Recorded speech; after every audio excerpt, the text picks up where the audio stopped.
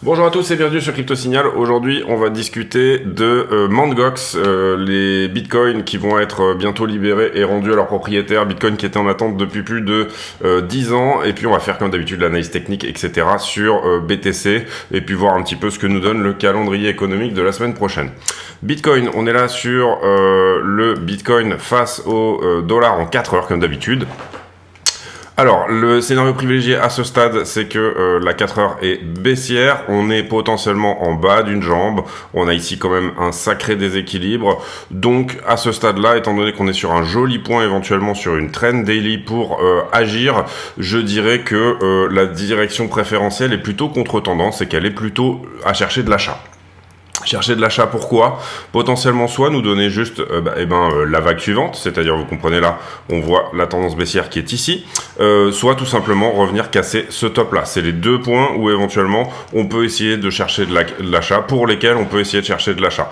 Celui qui voit qu'on se retourne à peu près dans cette zone-là, c'est-à-dire les 23,2, peut potentiellement ici, bien entendu, chercher du short. C'est pas du tout un problème puisque vous êtes toujours dans la 4 heures. Ici, on va réduire en time frame et on va aller voir un petit peu plus serré, on va dire, voilà. Sur la 1 heure, pareil, on voit très bien ici ce gap. Pourquoi on veut essayer d'attaquer ce niveau-là? Parce que tout simplement, c'est le niveau le plus cohérent, on va dire, pour se faire repousser. C'est celui qui protège, on va dire, le niveau supérieur. Vous voyez que ici, c'est le dernier pic, on va dire, qui protège, du coup, cette jambe-là, enfin, tout ce qui est, en fait, au-dessus. Donc, c'est un point d'entrée relativement cohérent. On l'avait déjà dit ici, où on avait conseillé d'ouvrir du short plutôt dans la zone des 23,8 et on avait regardé même après ce rebond là, on avait dit c'est peut-être pas suffisant, on va essayer d'aller chercher du short plutôt dans la zone, encore une fois, des 23,860 et bien parce que, encore une fois, je vous le dis, c'est de la price action, c'est comme ça qu'on fonctionne, on essaye de trouver le niveau le plus greedy qui soit pour pouvoir rentrer sur un mouvement, c'est-à-dire continuation d'une tendance baissière, mais néanmoins attaque du dernier pic précédent. Voilà, c'est comme ça qu'on fonctionne. Ce qu'on peut voir éventuellement également, c'est ce magnifique canal là. Bien évidemment, donc à partir de là, si on fonctionne en fonction de ce canal, on va dire, et vous voyez qu'il n'est pas non plus extrêmement propre, si on fonctionne en fonction de ce canal, on va se dire qu'on va juste retester un peu plus bas, c'est-à-dire là, plutôt attaquer en fait ce grand pic là, vous le voyez là qui est ici, donc peut-être ouverture de short dans ces zones là peut être intéressante aussi également. Là, moi c'est personnel, c'est contre-tendance, mais je vais plutôt avoir tendance à essayer de chercher du long dans cette zone, de manière à au moins venir réparer ça, et potentiellement même ne pas TP à ce stade, pour me dire que j'ai le meilleur niveau, on va dire, daily, j'ai le point le plus bas, si vous voulez, en scalp, j'ai chopé le point le plus bas en time frame 1 minute pour essayer de venir casser ce plus haut là, puisque je pense qu'il est possible qu'on vienne effectivement chercher ce niveau-là. C'est mon avis, encore une fois, je vous invite à avoir le vôtre, je vous invite à avoir vos idées, votre manière de penser, etc. Puisque là, il y a des choses qui relèvent également de la psychologie personnelle, bien évidemment, et de votre rapport à l'argent, tout ça. Ici, peut-être potentiellement un triangle ascendant comme suit. Qui est une figure bullish dans laquelle on va avoir en target plutôt cette zone-là, c'est-à-dire, on voit qu'effectivement, là on est en 15 minutes, mais là il y a un petit quelque chose, il doit probablement y avoir en 5 minutes quelque chose qui effectivement pourrait rejeter, c'est-à-dire que à ce stade-là, 22,823 pourrait être également un bon niveau pour éventuellement rentrer en short, ou en tout cas pour le long le plus sûr, essayer de jouer ce type de structure-là. À ce stade-là, moi je suis pas extrêmement fan de ce truc-là parce que on ne corrigerait qu'une partie du fair value gap. Le fair value gap, c'est quoi? C'est quand un prix délivre, et là il a vraiment délivré fort. Vous voyez que principalement, ça s'était déjà un petit peu produit ici, ça s'était déjà un petit peu produit là, ça s'était produit dans l'autre sens ici, et que globalement, d'une manière générale, c'est assez souvent réparé. Maintenant, est-ce que ce fameux gap ici n'est que la réparation symétrique de ce gap-là? Là, on avait délivré très fort à la montée. Est-ce que là, on n'est pas venu délivrer très fort à la descente? Et est-ce que là, le prix ne peut pas directement repartir en bas? C'est tout à fait possible. Tout est possible, encore une fois. Il n'y a pas ici de certitude en trading. Mais donc, personnellement, là, je suis plutôt en recherche d'achat sur cette structure de triangle ascendant. Le problème des triangles ascendants, il est où? Par exemple, là, vous en avez un superbe. Celui-là fonctionne, d'accord? On a ce triangle ascendant et bim, on dégage vers le haut. Bon, là, il n'a pas cassé, donc on peut pas vraiment le considérer comme un triangle ascendant. Ici, ça en est pas un. Non, on peut pas. Ouais, non, on pouvait pas vraiment le considérer comme un, mais par exemple, allez, admettons que ça ait cette tronche-là. Voilà, parfois, il est possible que, en fait, au lieu de casser, ce type de triangle vienne chercher une dernière fois sous la structure pour nettoyer tous les longs. Hein. Et ici, vous comprenez qu'il y a des stops de longueur là qui attendent. Et donc ça c'est possible, c'est-à-dire que il peut nous donner bien évidemment une revisite des 21.8, 21.9, peut-être ce niveau daily même au 21.6, et puis ensuite repartir. C'est tout à fait jouable comme ceci. Donc bien évidemment, prendre du long ici, il faut mettre un stop loss histoire de pas se retrouver éventuellement banané par le reste de la structure. J'essaie de vous trouver des endroits où c'est peut-être un peu plus flagrant. Là vous voyez par exemple, typiquement il ne l'a pas fait. C'est-à-dire que là, en fait, si nous avait donné ça, ça aurait donné ce type de structure-là. Et là, c'est un triangle ascendant qui, c'est plutôt... Bitcoin aime vraiment beaucoup ce type de structure, hein, où il est en triangle ascendant et puis ensuite il repart. Donc, et là, vous voyez, voilà, exactement, là, on avait peut-être une forme de triangle ascendant et en fait, il vient chercher sous la structure et après, il repart. Donc ça, c'est tout à fait possible aussi. Et encore une fois, je le redis, ce qui est tout à fait possible aussi, c'est qu'on dégueule à partir de là. Il n'y a aucun problème avec ça. Mais on cherche ici de la direction préférentielle. Donc, on cherche une limitation du risque en fonction de tout simplement une direction préférentielle, voilà. Donc voilà, ici, est-ce que ce mouvement peut être prévisible pour ce week-end ou ce genre de choses ou etc. Ça, je peux pas donner la temporalité, je sais pas, mais il est possible que, étant donné qu'on a assez peu de liquidité le week-end, que ça se produise ce week-end si jamais ça n'est qu'un mouvement de liquidité. Si jamais vraiment, du coup, en fait, le fait que ça se produise ce week-end nous dira plutôt qu'on est en train de nettoyer pour ensuite continuer une tendance qui est plutôt baissière sur un fond de macro qui est pas très beau, etc. Ce genre de choses. Donc on profite du fait qu'il n'y ait pas grand monde sur la liquidité pour nettoyer en haut. À l'inverse, si ça se produit plutôt demain ou en semaine, après-demain ou en semaine, on aura plutôt une vision de se dire c'est un vrai mouvement avec du volume, etc., avec des institutionnels qui peut éventuellement nous permettre de tenir encore une fois la trend daily. Ici on avait une autre trend daily, vous vous rappelez, qui était comme ceci, enfin elle était plutôt comme ça même, qu'on a perdu. Donc ça c'est pas une très bonne chose au sens où la tendance ici qui était accumulative comme suit, elle est en train de se mettre à plat. Donc au plus on verra cette tendance se mettre à plat, c'est-à-dire revenir chercher par exemple ici des points et potentiellement ensuite se mettre à plat jusqu'à ce point-là, au plus on passera sur un scénario baissier en daily. Voilà, ça c'était pour Bitcoin. Maintenant on va regarder Ether rapidement. Alors, Ether, globalement, c'est un petit peu la même chose, sauf que lui, sur ce point-là, il était carrément passé sous la structure, ça on en a déjà parlé.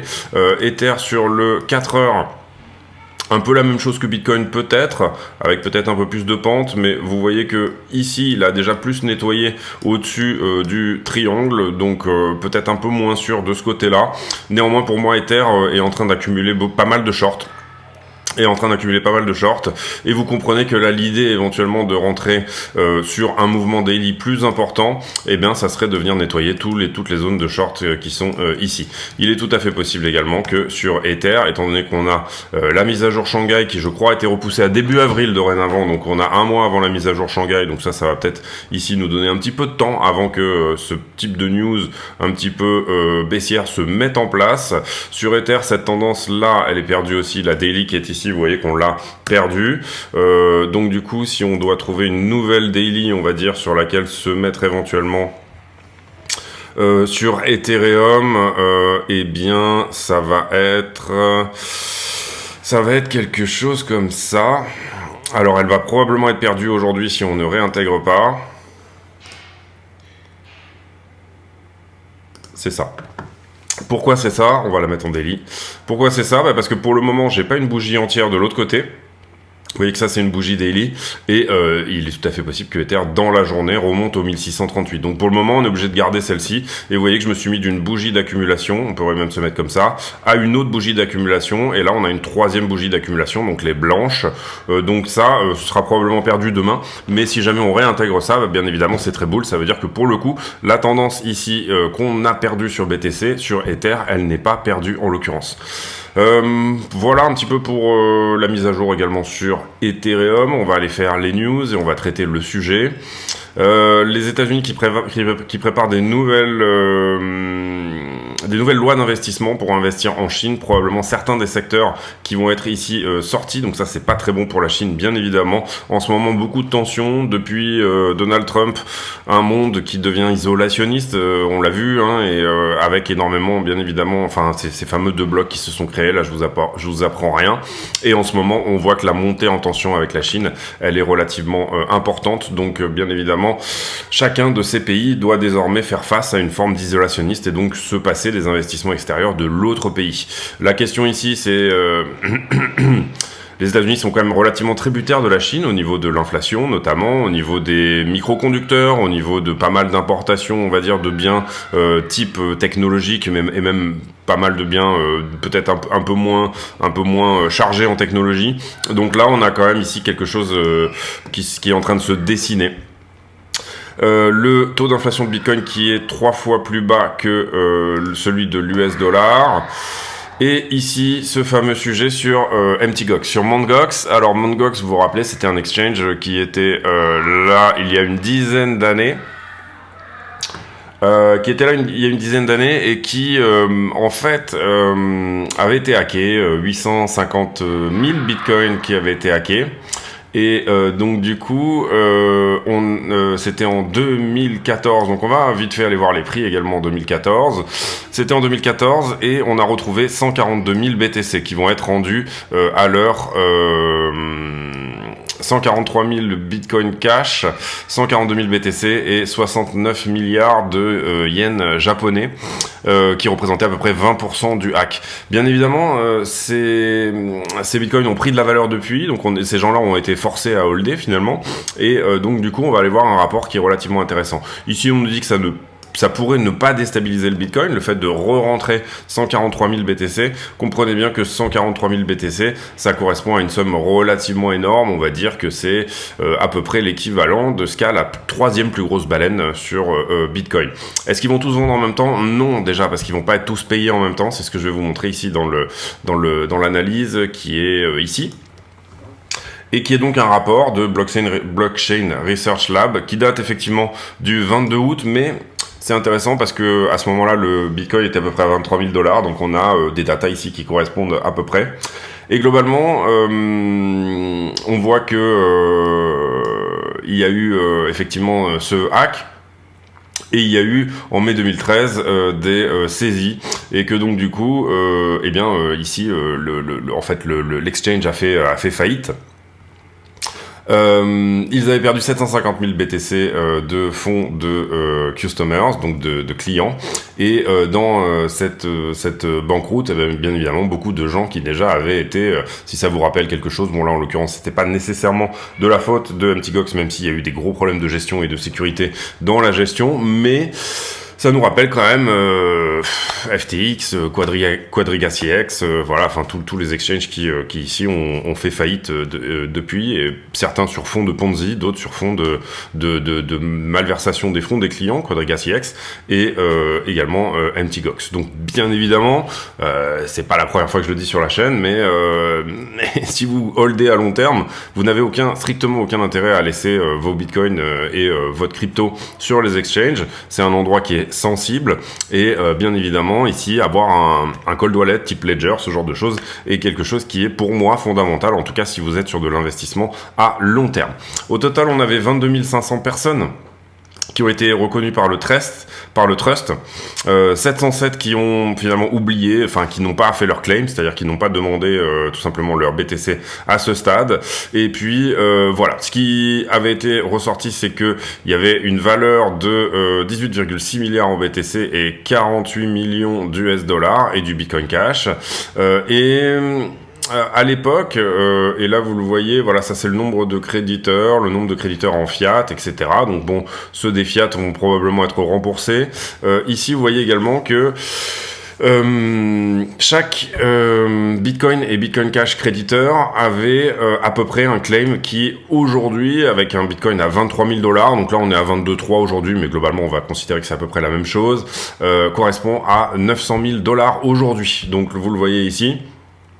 Là, vous voyez que c'est le par taille en fait.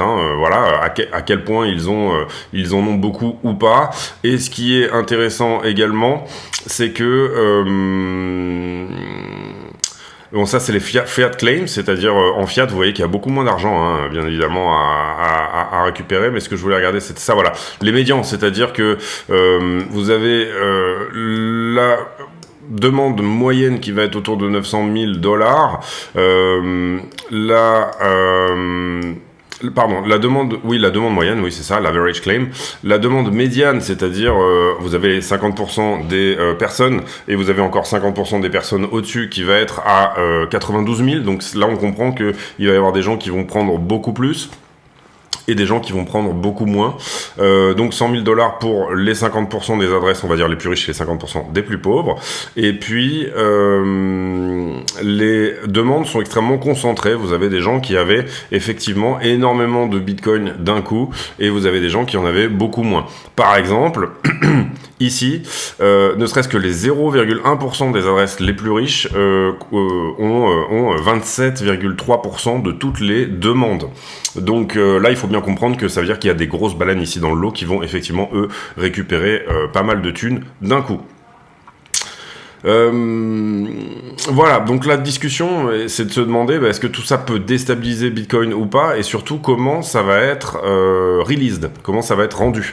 Et comment ça va être rendu, on sait que visiblement ça va pas être fait sur une seule journée, ça va être fait petit à petit, donc ça c'est plutôt une bonne chose, mais ça commence en mars. Et une des questions qu'on peut se poser également, c'est pourquoi finalement tous ces gens vont récupérer leur argent en mars, qui est déjà un moment très tendu pour la crypto, et pourquoi en ce moment on a énormément d'attaques finalement sur la crypto, avec, vous le savez, les problèmes sur Silvergate, les banques qui finalement sont en train de se fermer aux cryptos. On l'a vu hier, on l'a vu avec Silvergate déjà, mais on l'a vu avec Signature autour de Binance, on l'a vu également avec HSBC et autres qui au United Kingdom, donc en Angleterre, essayent de bloquer les dépôts.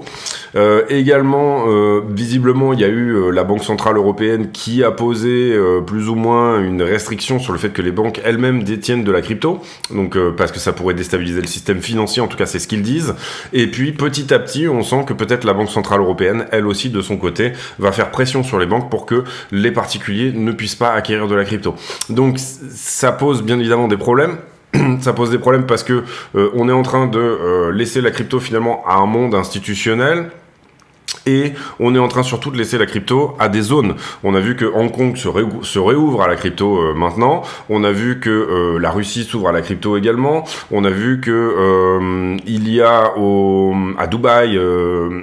Émirats Arabes Unis, une énorme ouverture sur la crypto qui est en train de se faire, et on a vu qu'aux États-Unis, finalement, on ouvre la crypto, mais peut-être plus au monde institutionnel qu'autre chose, et il y a aussi cette narration, bien entendu, de pousser les monnaies numériques de banque centrale, les MNBC, qui du coup, viendraient peut-être supplanter les stablecoins. Alors moi, mon avis, c'est que ce sera plutôt BlackRock et Circle qui vont être choisis pour être un stablecoin privé, mais adossé sur des bons du dollar américain. Maintenant, aucune certitude de ce côté-là. Sur le release ici des bitcoins de Mt. Gox, en fait, d'une certaine manière, ça représente une force vendeuse, oui, on peut le dire, mais ce qui est dit effectivement dans cet article, et je suis relativement d'accord avec ça, c'est que finalement, c'est le sentiment qui va ici agir. Alors, si on avait été vraiment dans un moment de doute, et on va voir à quel moment, enfin, là pour moi, on n'est pas dans un moment de doute extrême non plus, mais il se peut effectivement qu'il y ait une force vendeuse. Imaginez que vous ayez fait une croix sur $900 000 et que tout d'un coup, vous vous retrouviez à les avoir, peut-être que vous allez cash in une partie. Ce qui est dit effectivement dans cet article, c'est que la plupart de ces gens étaient des early believers en crypto, c'est-à-dire qu'ils ont probablement soit été dégoûtés, arrêté la crypto à partir du moment où ils ont perdu une partie de leurs investissements ici, et il y en a certainement une partie dont c'est le cas. Et d'un autre côté, vous avez quand même des gens qui ont probablement réitéré l'opération parce qu'ils s'étaient déjà intéressés à la crypto en 2014 et qui ont probablement réitéré l'opération via d'autres exchanges, mais bien évidemment en prenant leurs précautions, et qui ont probablement ici qui sont des gens qui ont une forme d'expérience. On dit souvent que quand vous rentrez dans la crypto, vous tombez dans le trou de lapin, vous rentrez dans le pays un petit peu d'Alice au pays des merveilles, et assez souvent, les gens qui ont, on va dire, vécu un cycle, eh bien, se remettent dans les cycles suivants, etc. Donc c'est une question qu'on peut se poser. Est-ce que ces gens-là sont des bitcoin maximalistes, entre guillemets, en tout cas des crypto hardcore, puisque 2014 c'était quand même ici un moment où effectivement il y avait des grosses opportunités. Donc ça, c'est une première question qu'on peut se poser. Est-ce que réellement, et on va aller voir le prix en 2014, parce que hier ou avant-hier, j'ai parlé de 400 $ et je suis pas tout à fait sûr que ça soit exactement le montant exact. Donc je vais ici essayer de retrouver l'index. Si j'y arrive, ça doit être celui-ci. Et on va se mettre en 2014. Voilà, en 2014, on était autour de... Au moment où il y a eu le hack, je vous avais dit 400 $. Si, bah non, c'était à peu près ça en fait. On devait être 2013, 2014. Oui, c'est ça, à peu près 400-500 $ en fait, au moment où il y a eu le hack. Donc oui, comprenez bien que, effectivement, déjà, ceux qui ont des gros bags avec un bitcoin à 400 $, bon, alors il est possible qu'il ait acheté en 2010 ici à 2 $. 2010 ou 2012 à 10 $, bien évidemment, là on n'a pas les infos là-dessus, mais en l'occurrence on peut estimer quand même que ce sont des gens qui sont derrière re-rentrés via d'autres exchanges, via d'autres choses, etc. Donc le fait d'avoir ici cet argent qui tombe, soit déjà ils ont fait des gros gains de toute façon parce qu'ils étaient, on va dire, relativement early dans la crypto, soit d'autre part pour eux c'est peut-être juste un bonus. Donc la question c'est, quand on vous file un bonus comme ça, est-ce que vous dites bon, ça je le prends, je le cache, je le mets de côté, et est-ce que finalement, et ça c'est la grande question, c'est pas plus le FUD sur le fait que ces BTC là vont revenir que les gens qui vont réellement vendre, qui va faire une action vendeuse. Voilà, c'est plus ça la question. Les gens qui disent ah putain, il y a MTGOX, il va y avoir un dump de 140 000 BTC, alors que c'est pas le cas. Vous voyez que dedans il y a de la crypto, il y a du BTC, et vous voyez que dedans il y a des gens qui ont déjà, ceux qui visiblement à l'époque on vous proposait de choisir entre fiat et crypto, et visiblement à l'époque 90% des gens ont choisi du BTC. Donc ça prouve déjà quand même qu'ils étaient extrêmement croyants dans la technologie, et ça prouve déjà 90% des gens qui ont effectivement opté pour être remboursés en Bitcoin. Ce processus de liquidation et de remboursement a pris 10 ans, il arrive maintenant. Et donc du coup, voilà, ici c'est des questions qu'on peut se poser. Voilà, là on a un autre article que je vais aller vous lire, parce que le titre a l'air intéressant. Voilà, donc là on voit ici que les deux plus grosses baleines qui sont Bitcoinica, apparemment un fonds néo-zélandais, ainsi que MTGOX Investment Funds, qui eux, en fait, ont choisi l'option d'être plutôt payés en septembre, donc plus tard, mais d'être payés un peu plus, et en Bitcoin également.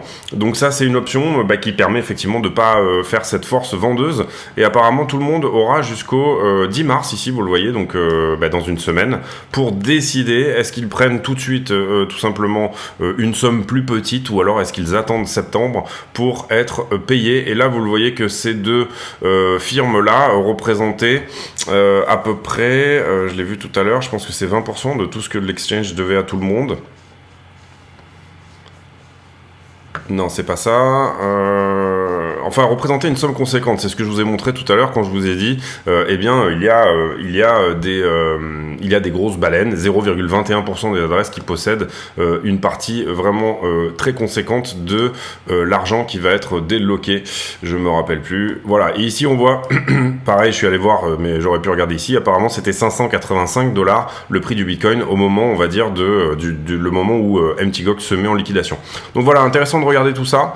Intéressant de regarder tout ça parce que d'une certaine manière, c'est plus peut-être le FUD qui va provoquer la vente que la vente qui va provoquer une vraie dégringolade. En tout cas, on voit ici qu'effectivement, il y a différents temps de paiement, il y a différents volumes de baleines dans cette histoire. Il y a des gens où ça représente très peu d'argent, et il y a des gens où ça représente énormément. En moyenne, comme on le disait tout à l'heure, 900 000 $ par investissement, c'est énorme quand même. Donc du coup, il va probablement ici y avoir quand même, au moment où ça va être relibéré sur l'option la plus rapide, donc courant mars, ça va être fait au courant du mois de mars, hein, ça sera fait, le paiement sera fait, les fonds sont prêts, etc. Donc ça sera fait une fois qu'ils auront pris l'option au 10 mars, probablement dans les semaines qui suivent.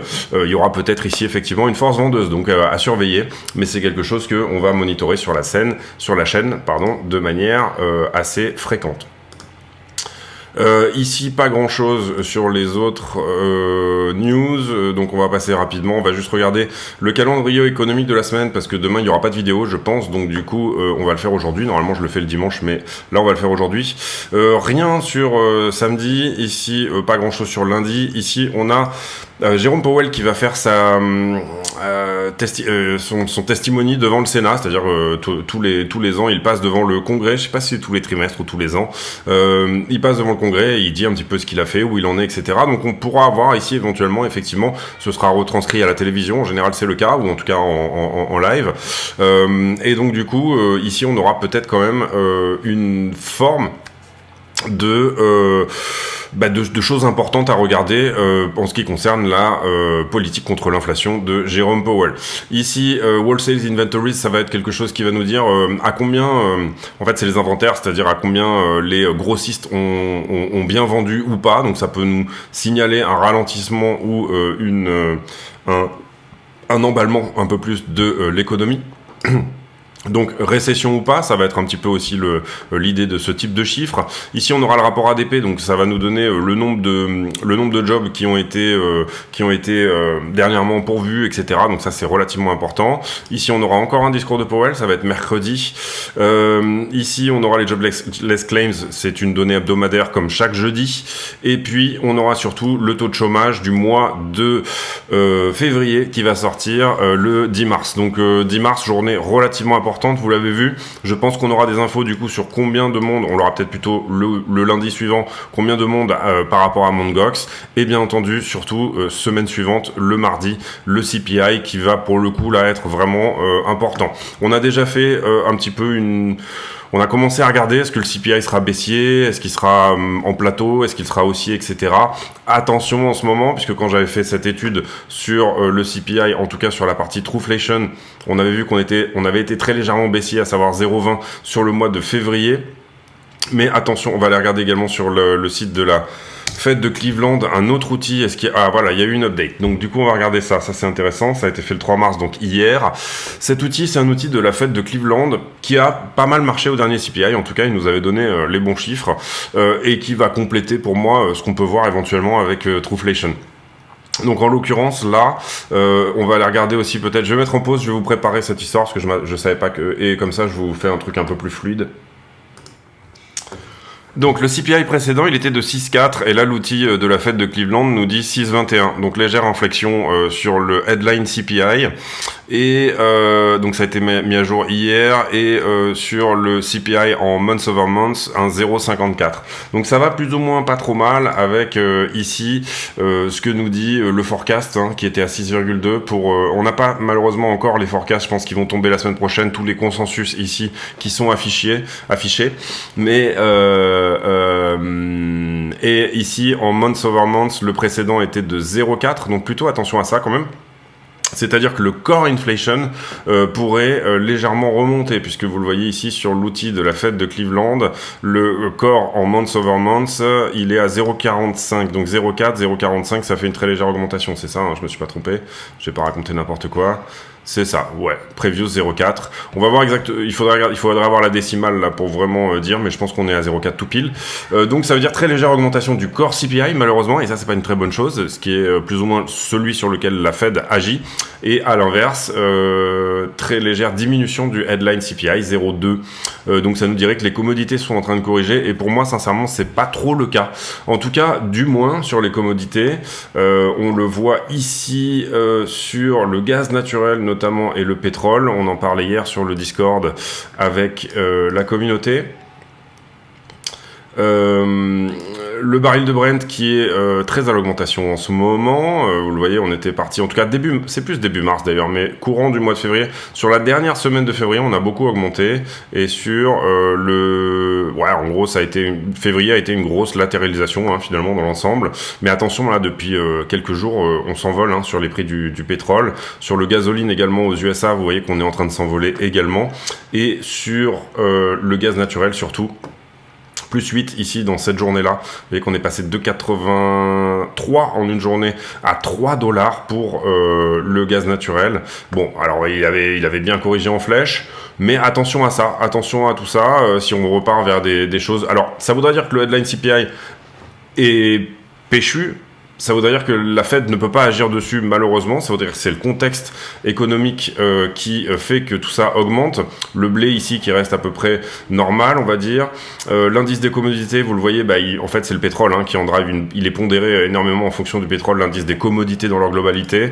Et ici on voit, alors là on voit rien, mais du coup ici on va dire, ça c'est le transport en vrac, c'est-à-dire le BDI, c'est le Baltic Dry Index. Et donc du coup c'est admettons que je remplis un énorme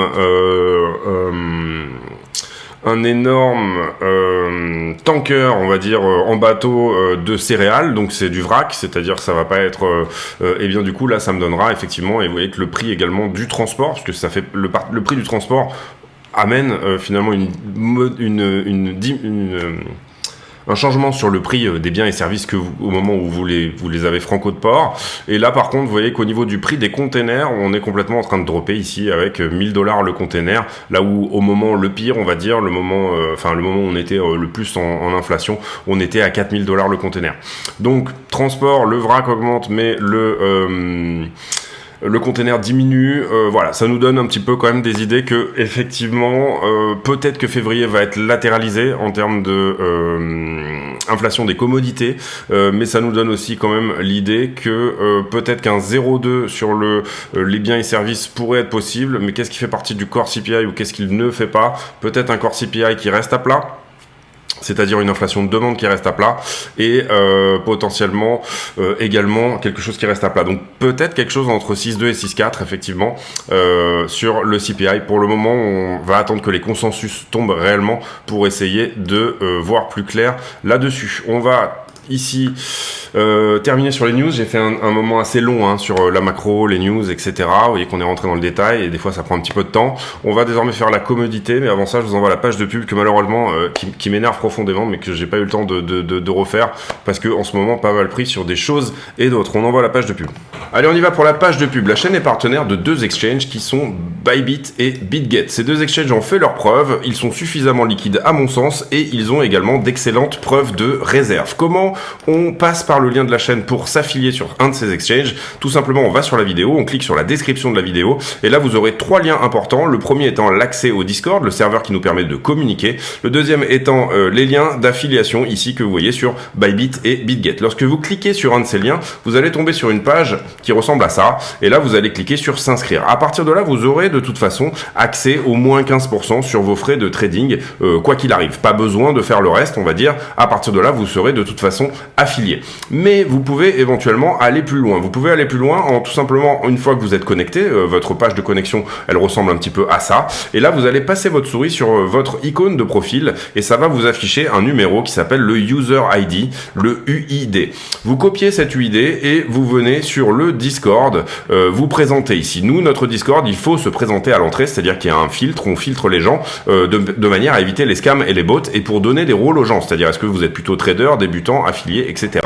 Une fois que vous aurez fait ça, vous allez dans le salon demande affiliation et dans le salon demande affiliation, vous allez pouvoir poster votre UID. Et votre UID sera validé ou non comme étant une UID qui est tout simplement affiliée à CryptoSignal. Ensuite, vous aurez accès à un salon privé qui s'appelle Section Affiliée, dans laquelle je poste des graphiques et je poste des analyses, etc. exclusives sur ce salon. Il y a aussi une possibilité de participer à un tirage au sort. Pour participer à ce tirage au sort, il faudra également déposer 100 USDT, en plus de s'inscrire et de faire toutes ces démarches-là, déposer 100 USDT sur un de ces deux exchanges. À partir de là, l'exchange me le dira et ils me diront que vous avez, entre guillemets, le statut de super affilié. Le statut de super affilié, vous n'êtes pas obligé de trader ces 100 USDT d'ailleurs, hein, ils peuvent très bien juste rester sur la plateforme quelques temps, le temps que vous soyez validé, et puis une fois que vous êtes validé, vous pouvez les enlever, vous en faites ce que vous voulez, mais ça vous permettra de participer à un tirage au sort tous les 20 affiliés de 200 USDT. Donc le premier tirage au sort, il sera sur 20 affiliés, le deuxième sera sur 40, une chance sur 40 de gagner 200 USDT, le troisième sera sur 60, une chance sur 60, etc. Donc voilà, écoutez, si ça vous intéresse, n'hésitez pas à passer par ces liens, et puis on revient à la vidéo. Merci de votre attention. Allez, la liquidité et les leviers, 22 millions de liquidés hier, à savoir rien du tout, hein, c'est vraiment une journée, c'est normal, le prix est à plat, donc on n'a pas grand chose qui se fait liquider. La même chose sur Ethereum que sur Bitcoin, les deux représentant un tiers de tout ce qui a été liquidé. La plupart des liquidations sont du long, c'est normal aussi, on a cette espèce de niveau, vous le voyez ici en 4 heures, on n'arrive pas à clôturer dessus, et donc du coup on est plutôt en train d'accumuler des stops shorter, là c'est ce que je vous expliquais tout à l'heure. Au niveau du carnet d'ordre, très peu de choses, hein, très peu de choses, vous le voyez ici, peut-être 200 bitcoins à 22,4. Donc des gens qui sont vendeurs au moment de la prise de liquidité au-dessus de ce dernier niveau-là, quelques personnes qui sont vendeurs également au 22,5 et sinon pas grand-chose avant 22,8. C'est ça qu'il faudrait potentiellement passer. Et là vous voyez que on a quasiment 1000 bitcoins en tout à passer sur la zone des 22,8. Donc je vous ai parlé tout à l'heure des 22,8, ça pourrait être vraiment un point où on se fait potentiellement repousser. Et ici à l'achat 22 000, rien avant 22 000, c'est-à-dire que ici on a du monde qui voudrait se faire servir à peu près dans cette zone. Tout ça c'était uniquement sur Binance bien évidemment. Également ici alors peut-être que ça vaut le coup de faire un truc sur les niveaux d'options, ça pourrait être intéressant de vendredi, parce que vendredi on a eu ce gros dump.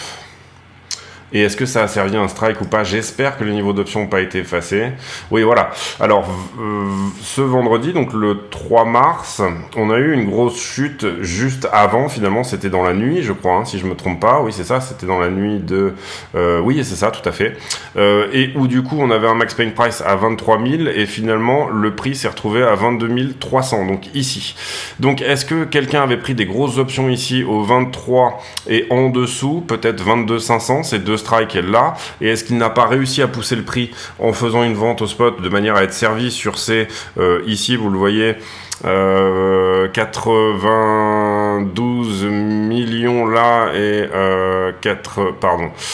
en call, en put 14 millions. Ça peut être une question. Je pense pas que ça soit le cas, mais ça peut être une question. On pouvait se demander aussi également par rapport à MTGOX, ceux qui ont du coup demandé des fiat, est-ce qu'il n'y a pas eu une vente de la part de MTGOX? Je suppose que sur ce type de montant, elles se font plutôt OTC, donc ça m'étonnerait que quelqu'un ait vendu autant de BTC au market. Il faudrait ici aller voir exchange par exchange, qu'est-ce qui a été potentiellement vendu au market, puisque vous avez vu que le prix a dumpé très fort. Mais on pourrait se poser éventuellement cette question-là. Je vous l'ai dit hier aussi quand on a analysé Silvergate. Effectivement, Silvergate, c'était, on va dire, une incitation à la vente, hein, ce fondamental sur Silvergate. Mais pour moi, il fallait que le prix aille un peu dans ces zones. On avait vraiment vu les ventes de 3 bien avant, en se disant que c'était un niveau éventuellement à aller chercher. Donc voilà, c'est quelque chose sur lequel on peut se poser la question, est-ce qu'il n'y a pas eu une vente au marché? Celui-ci ici a été pris par cette mèche-là, mais on peut le décaler là, tout simplement parce que, effectivement, on voit bien ici que c'est quand même un point où on a été shorté. Ici, vous le voyez, le funding a augmenté fortement, donc c'est ce qui explique une partie de ce mouvement-là, en tout cas. Le funding a augmenté fortement, mais on avait aussi du short qui avait été fermé. Mais bon, on voit que sur l'OI, on augmente également. L'open interest, ça c'est le nombre de contrats en circulation. Ça c'est le taux d'intérêt variable que sont censés payer ceux qui sont en levier. Et ça c'est bien évidemment le prix. Ensuite, à partir de là, on va dire qu'on est à peu près dans la normalité, sauf jusqu'à ici où le prix monte et le funding est en train de descendre. Ça veut dire que dans cette augmentation du nombre de contrats là, malgré le fait que le prix monte, le funding descend, donc j'ai plutôt des shorters qui sont rentrés sur ce mouvement, donc on aura un point à prendre ici. Ce niveau-là également a été nettoyé, on va voir où on le met de côté pour le moment. Ici, on continue à être shorté, c'est ce qui explique peut-être en partie ce mouvement-là. Ensuite, là, le funding augmente, donc on avait énormément de longues qui étaient rentrées sur ce niveau-là, donc on peut estimer aussi qu'il y a quelque chose à prendre à ce niveau-là. Vous le voyez, là, les longues qui continuent, le prix descend, mais pourtant, je gratte du long en plus, ça c'est une anomalie. Ensuite, ici, tout est normal. Là, un très gros short qui s'ouvre, et vous voyez qu'on vient probablement le chercher avec ce niveau-là ou celui-ci. Donc ça, c'est pareil, c'est une anomalie également. Ici, j'ai un peu plus de longue également, c'est ce qui explique ce mouvement-là. Et puis ensuite, prix qui descend, open interest à plat, j'ai encore du long qui s'ouvre là sur toute cette zone-là. Bref, on peut considérer ici que ce niveau est également un niveau à prendre en longue. Là c'est plus ou moins normal, là c'est plus ou moins normal aussi, jusque là j'ai du long qui rentre, mais c'est également normal. Là je suis vraiment dans pareil, normal. Ici toujours aussi normal. Là un gros short qui s'ouvre, ce qui pourrait expliquer ce mouvement là. Et puis ensuite, on revient sur la fin de structure à peu près de la normalité, c'est-à-dire j'ai un prix qui descend et un funding qui descend. Donc voilà les nouveaux niveaux qui vont être potentiellement à prendre. Donc 22,5, 22,4 et en bas 22,255 et 22,251. Est-ce qu'on avait été longué à ce niveau-là? On avait vu que oui. Et donc du coup, oui, effectivement, on a des niveaux à prendre en dessous. Ici, on avait dit que c'était pas énorme au niveau des shorts juste avant ce drop-là. On n'avait pas noté de quoi que ce soit de vraiment avant que ça tombe, en tout cas quoi que ce soit de vraiment choquant, mais bien évidemment qu'on a quelques shorts ici dans ce mouvement là, mais il n'y a pas d'anomalie substantielle. Voilà. Voilà pour BTC. On va désormais faire Ether,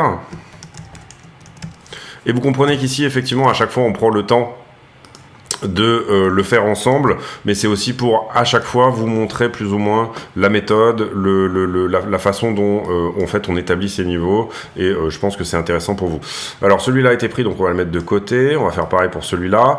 À partir de là sur Ether, énorme plongeon de l'open interest vers le bas. Ici on a du short, c'est ce qu'on avait montré tout à l'heure, mais il a été pris. Ici on a du short, on est énormément shorté sur tout ce niveau-là. Ici on est à plat alors que le prix est à plat, donc on va dire que c'est relativement normal. Ici énormément de longues, c'est ce qui explique peut-être ce mouvement là.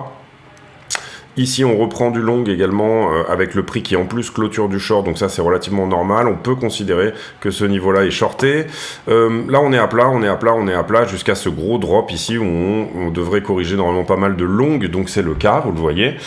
Perte de contrat plus perte du funding, c'est pas énorme, donc il y avait peut-être du long qui était également rentré sur ce niveau là, et on voit que c'est ce qui est fait sur cette mèche là, de venir les nettoyer également. Ici toujours pareil, plutôt du long qui rentre. Vous voyez que le prix est censé, le funding est censé diminuer ici avec le prix, alors qu'en fait il augmente, donc on avait pas mal de longues, c'est ce qui explique que ce mouvement aille aussi fort en bas. Ensuite on clôture du short ici sur tout ce mouvement là, jusqu'à finalement ici, où là on a un petit peu de short qui rentre, ça nous explique peut-être un petit peu ce mouvement là, et là on continue à être shorté, mais c'est pas incroyable, donc on peut peut-être mettre ici un niveau mais en trétillé, c'est-à-dire qu'il est moins important que les autres. Après là c'est tout à fait normal. Ici on a un petit peu de longue, vous le voyez, c'est très léger, mais c'est pareil, on va mettre un niveau également en trétillé et en rouge. Et puis ensuite diminution du prix mais augmentation du funding, donc on peut peut-être passer ce niveau par contre en normal.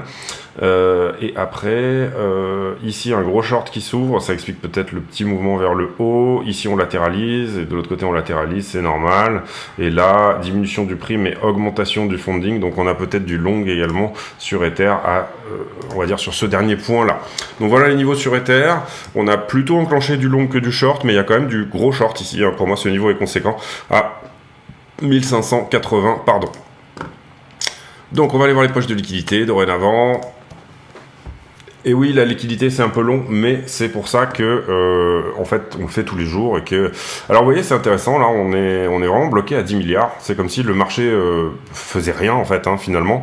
Et on a autant de shorts que de longs qui s'ouvrent. Alors pour moi, ici il en a enlevé parce qu'il y a eu des petits mouvements vers le haut quand même, notamment celui-ci. Donc c'est vraiment le vert foncé qu'on va regarder là, et effectivement le prix est passé au-dessus. Là vous le voyez, les positions fraîches en levier x100, pour moi, elles ont été en partie liquidées. Il manque juste à liquider celles-ci, vous le voyez, qui n'ont pas été prises, qui sont encore là. Il manque juste à en liquider un petit peu ici. Donc vous voyez qu'effectivement, si Bitcoin se reprend, il est possible qu'il dépasse finalement les 23,8, ce niveau nominal là où on a beaucoup de densité là. Dans le bleu, donc dans le x25, eh ben on a quand même du vert foncé dedans aussi.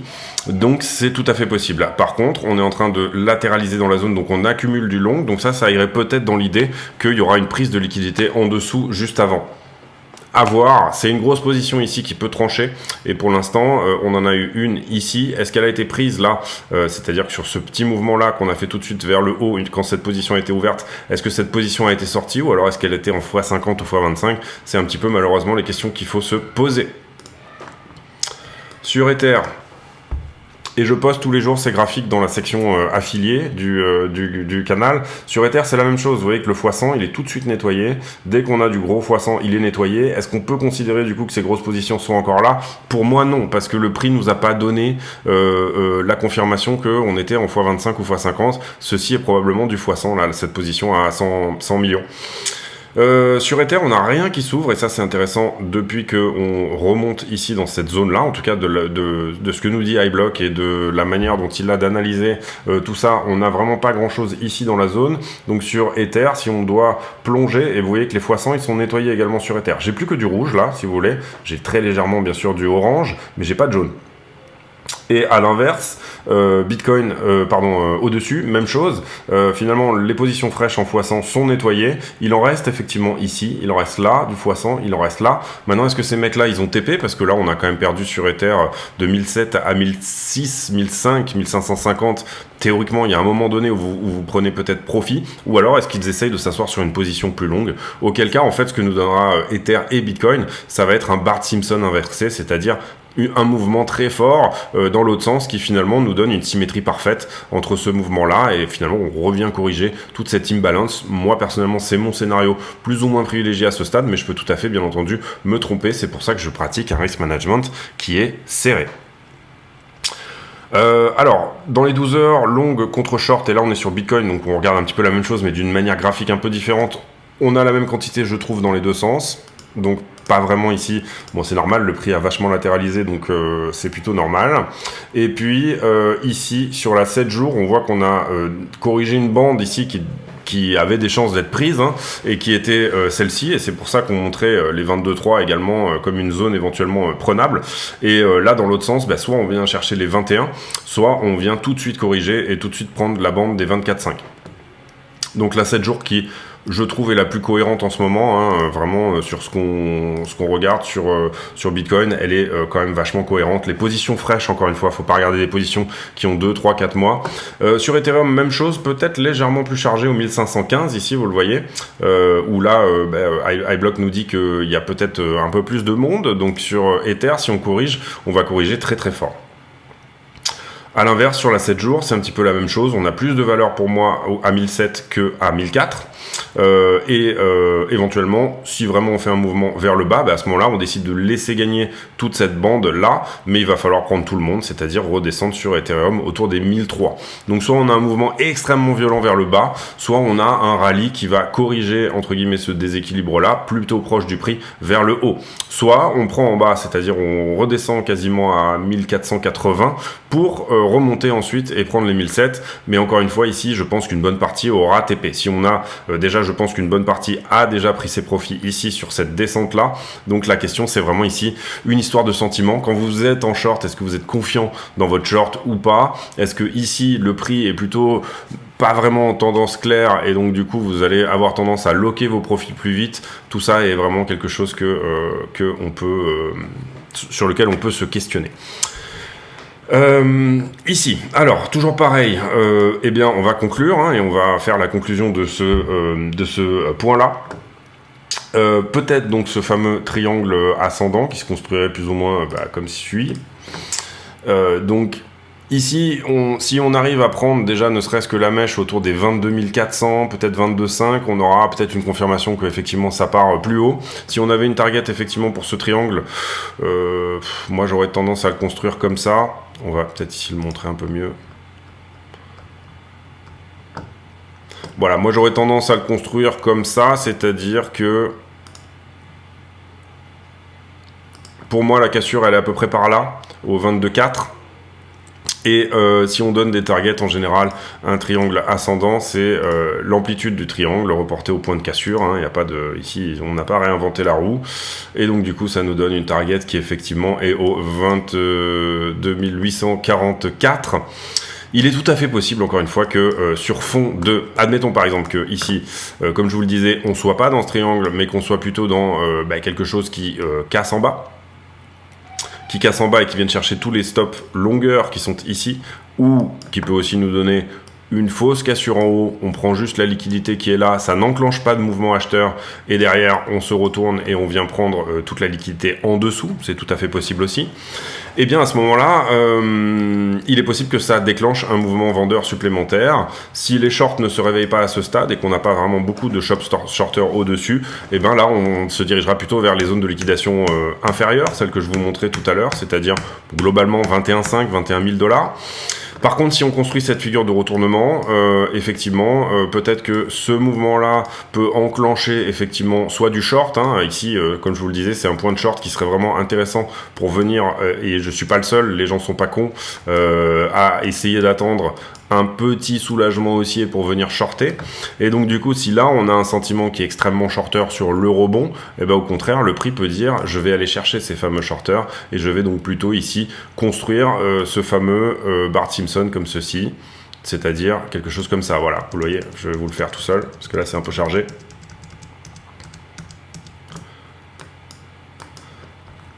Hop. Comme ça, admettons, voilà, on fait ça même, ici petite prise de liquidité en dessous, petite prise de liquidité au-dessus avant, par exemple sur le week-end, voilà, on vient chercher un peu ce qui est frais, et puis derrière, mouvement impulsif, et que potentiellement moi je verrais bien se faire en juste 3 vagues comme ça, c'est-à-dire plutôt, si on fait un Bart Simpson, voilà, quelque chose qui serait plutôt dans ce genre-là, avec une première, on va dire, temporisation au 23,8. Donc, celui qui veut longue et être sûr, une prise de profit au 22,8, pardon, j'ai dit 23. 22,8, c'est plutôt classe, c'est plutôt, voilà, on va dire bien rangé. Celui qui veut garder une partie de son long pour jouer ce scénario-là, il le peut, et du coup, pour moi, c'est une target indéfinie, hein, c'est-à-dire que à partir de là, on pourrait relancer vraiment une petite relance haussière et éventuellement venir prendre de la liquidité au-dessus des 25,2. Et moi, personnellement, si j'étais en long et que je gardais une partie de ma position, je tablerais plutôt sur les 27, 27,7.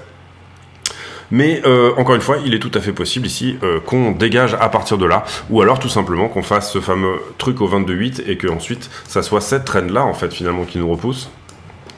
C'est-à-dire celle-ci, c'est-à-dire une continuation tout simplement du 4 heures, une continuation du 4 heures en baissier. Là, on avait fait ça, on remonte un petit peu et on continue. Et théoriquement, d'ailleurs, ça serait la direction préférentielle qu'il faudrait avoir. Le problème là, c'est que pour moi, on est sur un niveau daily tellement intéressant que ça vaut le coup éventuellement de tenter le coup.